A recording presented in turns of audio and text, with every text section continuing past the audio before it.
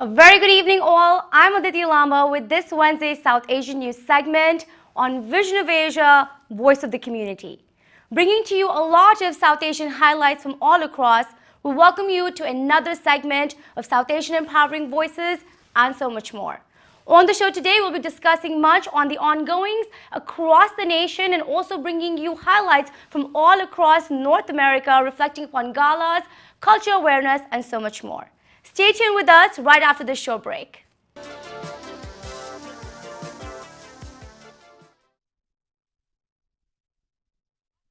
I'm Aditi and this is Vision of Asia South Asian News segment, the Wednesday edition. Starting the show, let's take a look at the recently held Golden Jubilee Convention of the Orissa Society of Americas in Atlantic City. One of the oldest Indian organizations uniting the Odia community, the Society has been a pioneer in providing platforms and resources for its members, increasing the cultural awareness of Odia culture and its ethos. With that, the 50th annual convention was indeed a grand Golden Jubilee celebration which attracted attendees and guests from all across to network, collaborate, and engage in dialogues, motivating future generations and much more.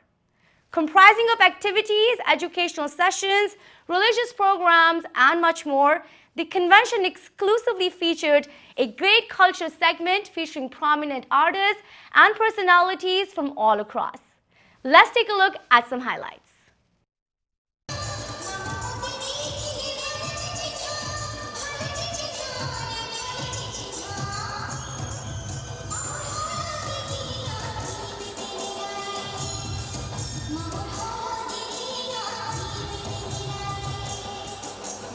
This is a great convention.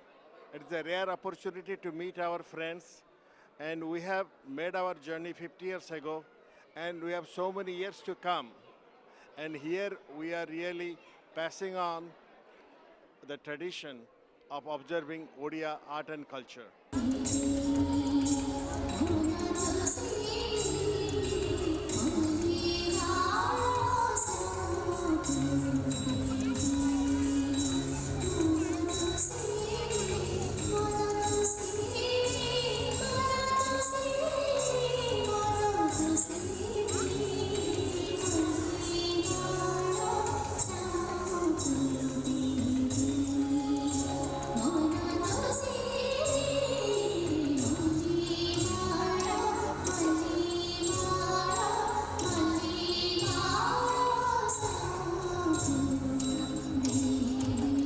My name is Srivatsa Das. I am the president of Newark, New Jersey chapter of Odisha Society of Americas. I am also the co-convener of the OSA Golden Jubilee Convention. And this program we have been planning for more than a year. What you saw in the morning is an inauguration program. We had Pandit Hari Prasad Churashia, we had the speaker, and our convener, Dr. Uma Mishra, also spoke. Everybody is ecstatic. They are very, very happy to be here to celebrate 50 years of our togetherness. With this, I would really thank our viewers and ITV Gold for covering this event. Thank you very much.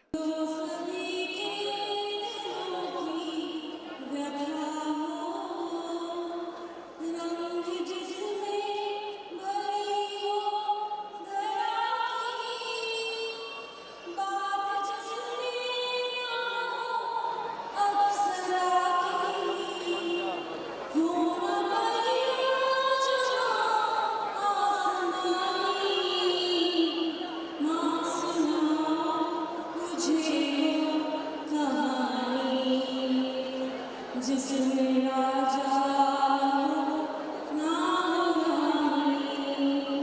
This is a golden opportunity for us to present ourselves in this Golden Jubilee celebration of Odia Society of America. And this is the Golden Jubilee celebration and 50th year of togetherness. Odia diaspora is now in a golden stage, and this is a golden platform for Will Ashokala team. We are going to present our theme dance Nova Kalibara ODC, and really it's like opportunity and dreams come true to present ourselves in this Golden Jubilee celebration. And I really want to congratulate all the members of Odia Society of Americas because they are doing excellent job, and in Atlantic City we are create a mini Odisha. So thank you very much, and please join everyone and enjoy. Thank you. तो आइए wrapper को सुनाती हूँ चुप चुप के मैं घूमी गली गली के मिला नहीं मेरा पिया खिलखिलती घूमती गली गली के खिला नहीं मेरा जिया मेरी इतनी कहानी मेरी है परेशानी कोई आई दिल दे जाए यू देश की दीदी दीदी तेरा क्या बेटी बाना बाना कुड़ियों को डाली ताना बोलो इच्चे के गाना दानी ऊपर दाना इच्चे के गाना. Hi, I'm Shabana Ray. Hi, I'm Rani Acharya. We are here to attend the 50th OSA convention. It's really a big deal because, we have been waiting for this for 1 year. There has been a lot of preparation going and really shows with a plethora of cultural activities, with the food, with the people, the hospitality, everything. We just love it here. Yes, we do love it here, and it's so nice to connect with the Oriya people. It's amazing to see how many Oriya families are there in the US. So we are really, really proud to be a part of this family. And good luck to all the organizers. They have done a tremendous job. They have just, awesome organization skills with minute details about food, cultural programs and activities. So it has been an awesome experience.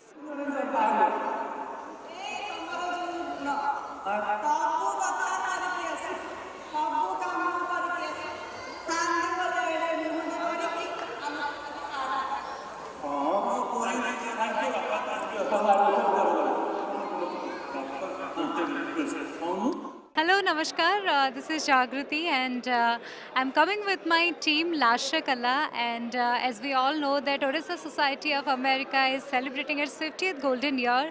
And today we are in Atlantic City. We are so excited, so happy, and this time also we are looking forward to visiting, promoting, and representing the rich art and culture of Odisha in the beautiful land of Atlantic City. So see you soon. Thank you so much.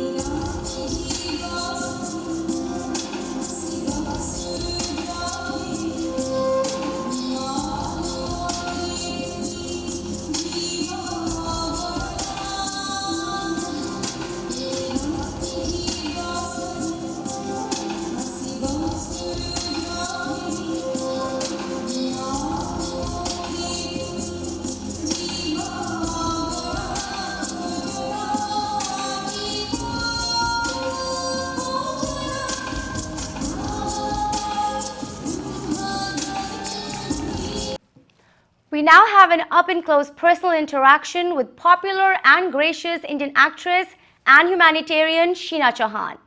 Recently, visiting the United States, the Indian actress was awarded prestigious Human Rights Hero Award at the United Nations in New York for her work enlightening more than 36 million people about their human rights. Sheena Chohan was awarded by Dr. Mary Shuttleworth, the President of Youth for Human Rights, in the Convention Hall of the United Nations at the 16th International Human Rights Summit. Shortly after the event, Sheena Chohan sat down with ITV Go's Ashok Vyas, very candidly reflecting upon the world of Indian cinema, her journey, and her work with the United Nations.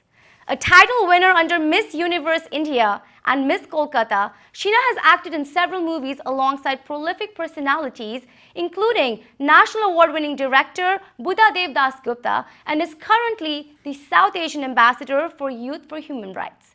Let's take a look at what she shared with the Ashok Vyas. Let us start off by your first experience of being in the same frame with none other than Mammootty for the movie called The Train. How was that? Well, that was an amazing, amazing experience, and I actually studied acting. I was always interested. Acting was my dream, so I studied acting from Anupam Kher Acting School, and I was in Bombay. And then I got this offer with the National Award-winning director Jayaraj, where he offered me a role opposite Mammootty. So when I got that call, I was like, "Really? Opposite Mammootty?" Because Mammootty is like a superstar in the South. He's Amitabh Bachchan of like the biggest super. He's like a god. You can't call him superstar. You have to say mega superstar. Right, right. So working with him was for me the first time. It was my first film, and it was an amazing experience because I learned so much. He was like an institution. He made me very comfortable, and it was a great career start for me. So we'll talk a little bit more about the film, but before that, I just feel what you learned from Anupam Kher at his acting school and what you had already learned on theatre, performing various roles in front of the live audience. So, theatre to Anupam Kher to film. Hanji. So I did a lot of theatre in Calcutta, about 4-5 years. My first play was Midsummer Night's Dream, and I don't know, I think I just enjoyed performing in front of the audiences and entertaining them and making them laugh and seeing that effect when I was on stage live. You do this every day, you know what it is to go live. So that thrill, that spontaneity, that energy, giving that to the audience and getting that feedback from the audience for me was something I realized I wanted to do. I had decided that this is what I want to do. I want to be an artist, I want to be an actor. And then because theatre is a very different medium than when you're doing films, I went and I trained with the Anupam Kher Acting School. And when I came out of that, then I got my first film. So I went into films, and then it went on. I went ahead and did about 7 films, 3 with National Award-winning directors. So we'll talk about Buddha Devdas Gupta ji. How was his directorial way of helping the actor in you perform the best? But let us backtrack and talk a little bit about language and acting. Midsummer Night Dream. Night Dream. Shakespeare? Hanji. So no, Shakespeare, different period, different language, different sensibility than what you had around you in Kolkata. And then performing for a South Indian film, The Train, which has another language, and here you were learning acting, mostly I would say for the Hindi films with Anupam Kher. Right. So, role of language for an actor. That's a very good question, because I think, you know, cinema is one of the most powerful mediums to reach to the world today. Language no bar, because if you look at it, even today, some of the best films are in French cinema. You see, you know, there are some lovely Iranian films you can watch. Malayalam films are some of the best. Bengali films are some of the best. Luckily, my first film was a Malayalam film, and then I did the films I did with Buddha Devdas Gupta were in Hindi, so the language was not such a problem. He's also a National Award-winning director. I was playing a series of, he had written these beautiful films on Tagore stories, Rabindranath Tagore. So doing those films was, of course, like you said, language was a barrier with Malayalam and Bengali, because I was already, it was my third language in school because I'm from Calcutta, though I'm a Sardarni. So I think it was easy for me. You know, my family always says, you speak Bengali so well, you're more a Bengali than a Punjaban.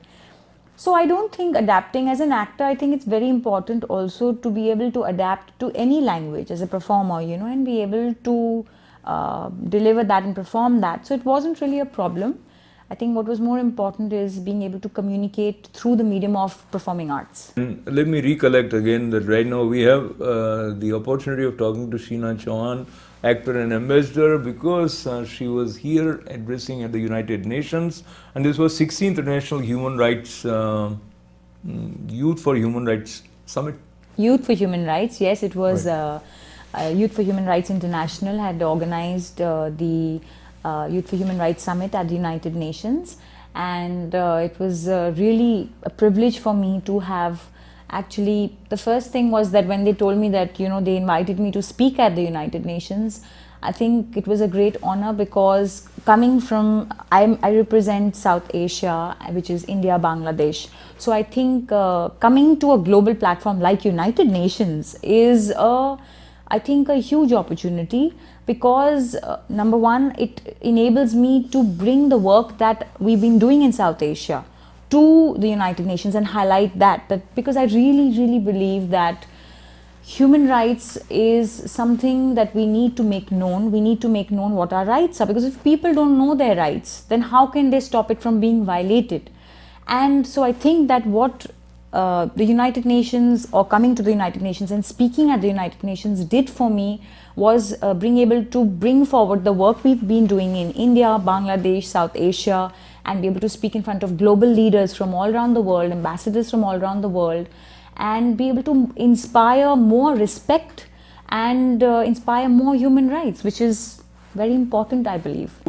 What are your rituals that help you sustain a sense of harmony as well as flexibility, which is needed not only as a human being but as a performer also? I think I stay very true to my purpose. I stay very true to my heart, whether it be doing an acting project which I believe in, which I want to do because I feel I want to be able to, be a part of, whether I want to be a part of films that uplift and inspire and entertain audiences, or it be working for a cause where I want to educate children and kids about their human rights, because I want people to know about their rights, not just in South Asia but the world over.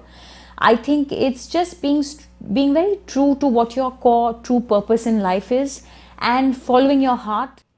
Highlights from AAPI with Preity, Zinta and Gulshan Grover on the other side of the break. So stay with us in Vision of Asia, Voice of the Community. We'll be right back.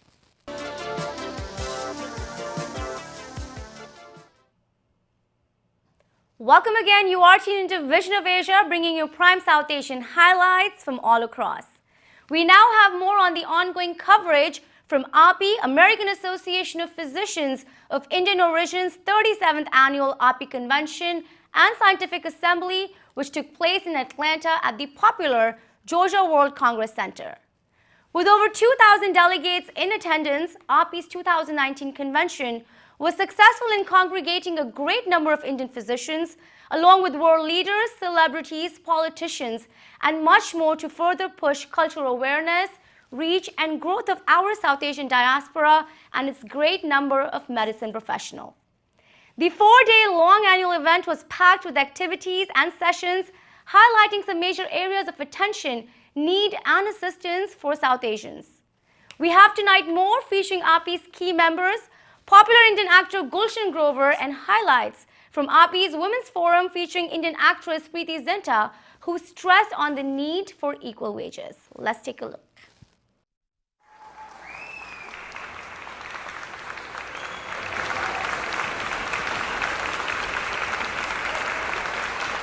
Here at the National Convention 2019 for AAPI, and currently we have the privilege of having the incoming president for next year, Dr. Suresh Reddy, with us. Thank you so much for talking to us on ITV Gold, Dr. Reddy. What a beautiful event to be at. You are going to be now the next president going in.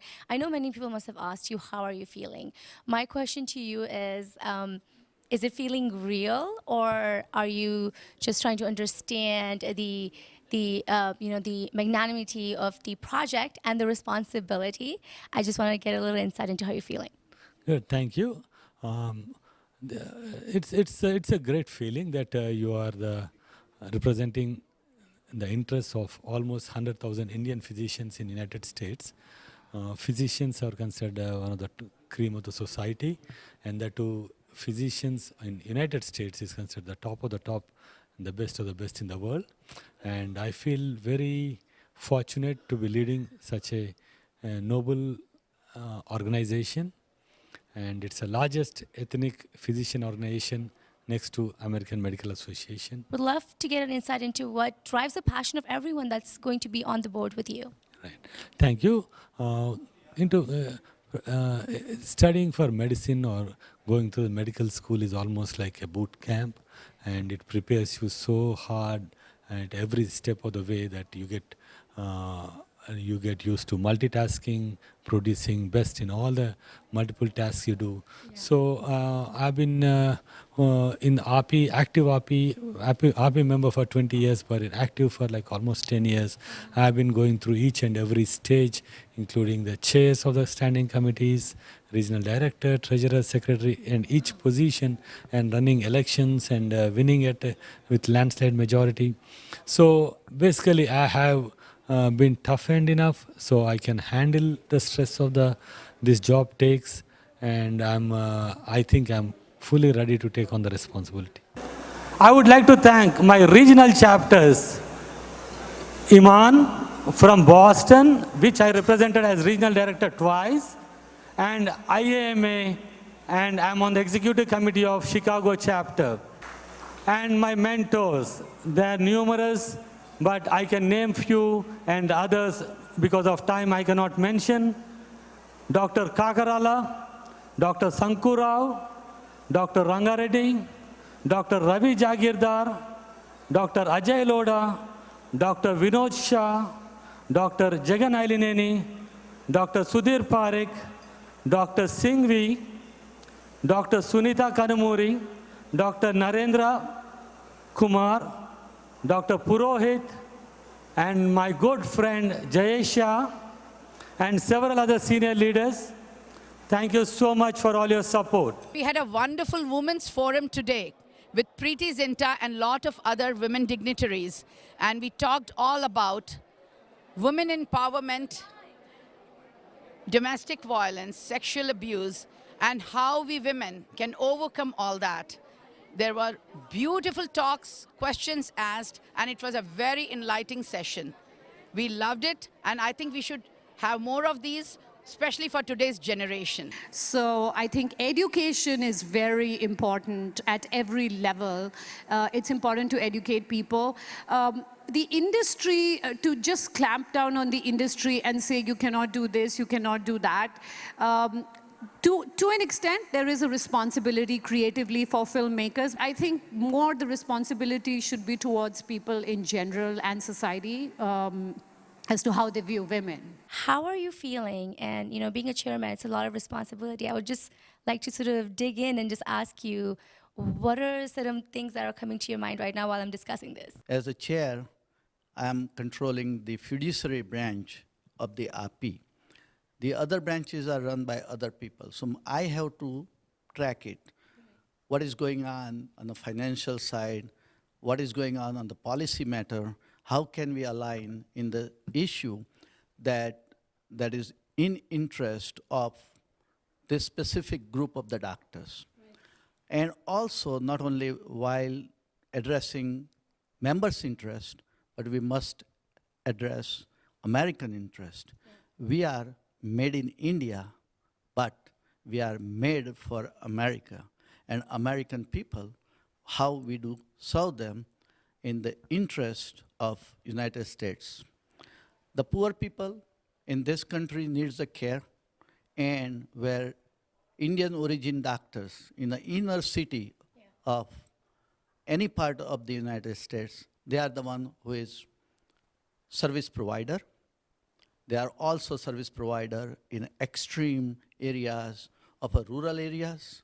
So thus, so far, we are the real service provider. About 30% of Indian origin doctors taking care of the healthcare services needed by this country.